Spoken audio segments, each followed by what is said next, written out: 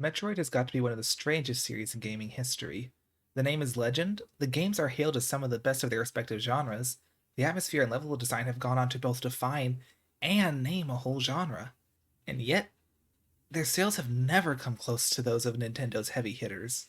Because of that fact, it had long laid dormant, with hope for the franchise's return growing weaker, despite the passion of its fans never waning. We had last seen the series in the controversial 2010 release Metroid Other M, and then that was it. That is, until 2016, when Metroid Prime Federation Force was released, and was also met with intense criticism. But that was not the end, for in 2017, a new hope emerged: Metroid Samus Returns. A remake of Metroid 2 made for Nintendo by Spanish developer Mercury Steam with the help of Nintendo EPD.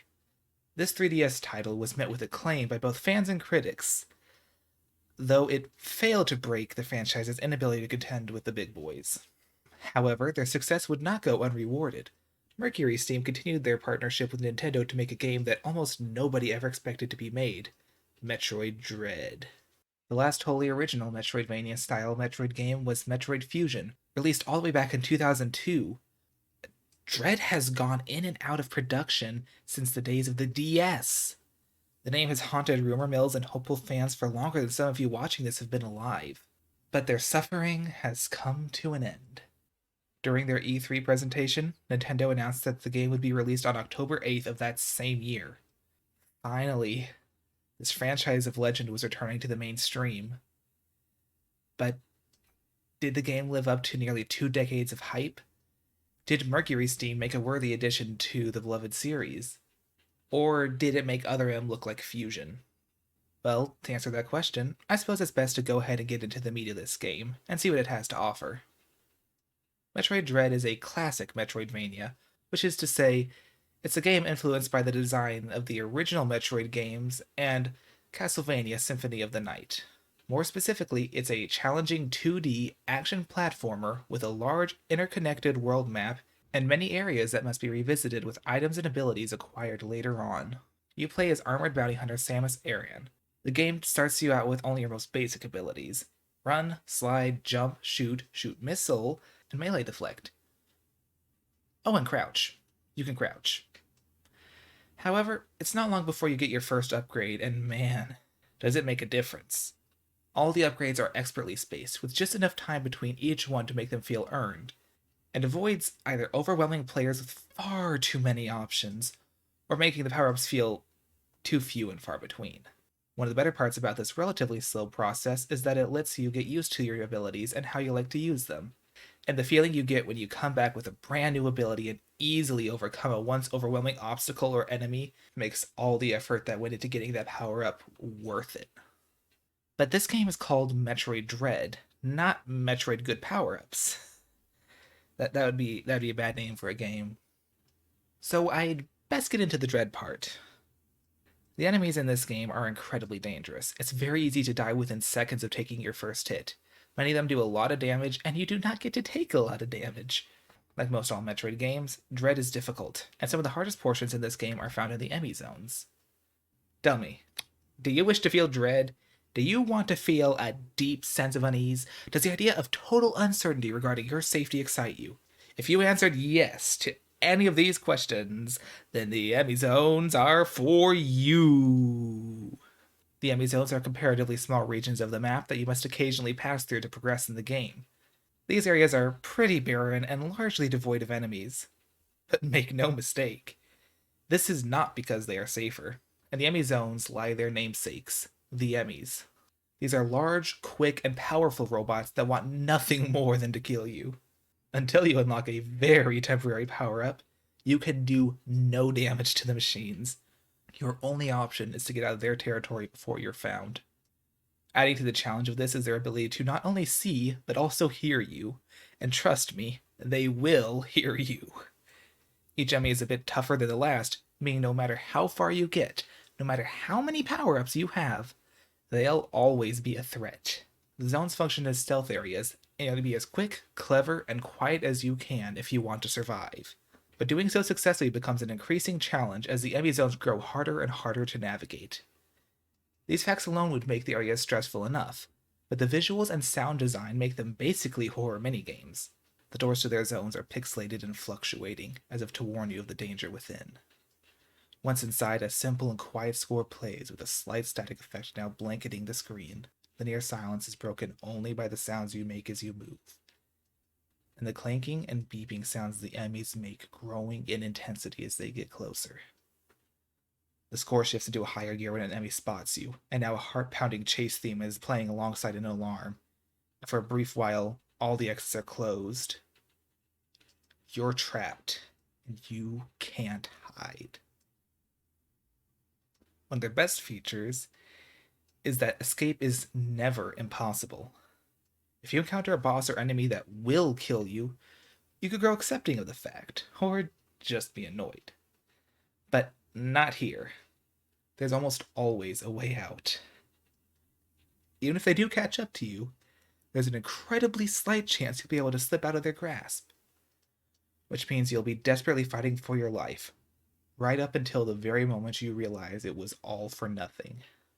Even if you finally lay them low, the area will retain a small portion of the score and static effect each time you enter, and regular enemies will start spawning, keeping you from ever being able to fully relax for any amount of time you spend in the zones.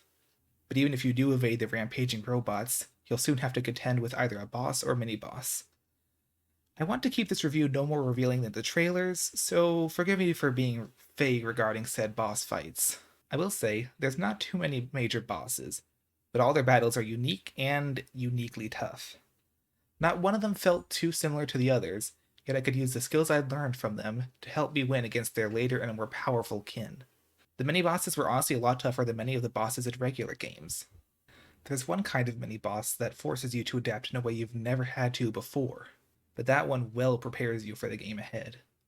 Perhaps the most impressive thing about this game is that despite the constant danger and the overwhelmingly ominous enemy zones, you still feel like an elite warrior. The enemies are tough, the bosses are insane, and the enemies are terrifying. And you're the one who's going to take them out. The cutscenes reinforce this feeling. Samus is positively brimming with personality. She's confident, capable, clever, other C words, and she knows it.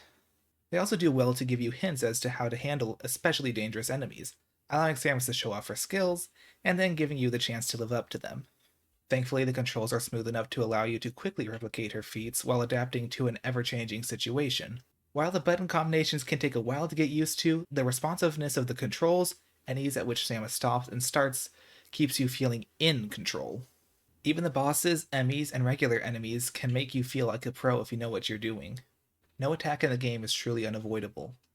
At no point are you required to take damage. Any attack of any kind can either be dodged or countered, which means that even at the smallest amount of health possible, you can still claim victory against the toughest of enemies. Speaking of tough enemies, as the game progresses, you'll be encountering mini-bosses more frequently, and the base enemy encounters will grow tougher, which keeps the basic areas from feeling like a cakewalk or a chore. The drops from the enemies also improve, and that helps you recover after tougher battles and better deal with your now much fiercer opponents. It should be noted that this game is a direct sequel to Metroid Fusion, a game noticeably older than friggin' South Sudan. While this game does a solid job of explaining what you need to know if you didn't play that game, it definitely feels like this would prove a more satisfying experience if you had played it. But with it being released so long ago, and the only widely available version of it being the digital version on the friggin' Wii U, it's not exactly the most accessible of titles. To be honest, there's still plenty to go over regarding this game, including the many sequence breaks, the excellent villain, the awesome speedruns, as well as the numerous references and callbacks to the other entries of the series that are sure to please longtime fans. But I want to whet your appetite for this game, not force feed you the whole thing. Now, I'd like to talk a little bit about my personal experience with the game. This is not my first Metroidvania. Hollow Knight lays claim to that title, but it's the first one I've ever completed. It's also one of the hardest games I've ever beaten. I'm not typically a fan of the genre, but I've been attached to the character of Samus Aran since I first played as her in Smash Bros. Brawl. To this day, she's my main. So seeing her in her own game on a modern console made this a day one purchase for me. I'm not good at directions in games, nor am I experienced in this genre, so walkthroughs were my saving grace more than once while playing this. The bosses were challenging, the enemies were intimidating, and my inexperience meant that I was constantly working to improve. But the game rewarded that. The bosses were fearsome, but once I learned their consistent patterns, beating them was a non issue. I learned how to best navigate the enemy zones, and figured out which abilities were the ones that best fit in with my preferred playstyle. Yes, Metroid Dread is difficult, but it's not impossible. It teaches you what you need to do almost seamlessly. And that fact, combined with the tight controls, constant but fair challenge, and incredible atmosphere, makes this one of the best Metroidvanias to try for those who've yet to get into the genre. I would gladly recommend this game to any Switch owner. It's a relatively short but excellent game with plenty to offer longtime fans of the series, as well as to those who've never played a game like this before. Like all Metroid games, there is that constant enemy: sales. However, this game may finally overcome that long-time hurdle. It was the most pre-ordered game at GameStop following E3. Inside of a week, it had outsold almost all the life-to-date physical sales of all the other games in the series in Japan. Perhaps this marks the return of the Queen of Metroidvanias. Or her last hurrah. I hope it is the former, because I dread not seeing more of this. Thank you for listening. If you liked this review and want to see more like it, please let me know by liking, commenting, and or subscribing. With all that being said, this is GW, wishing you good night, good day, and good friggin' bye.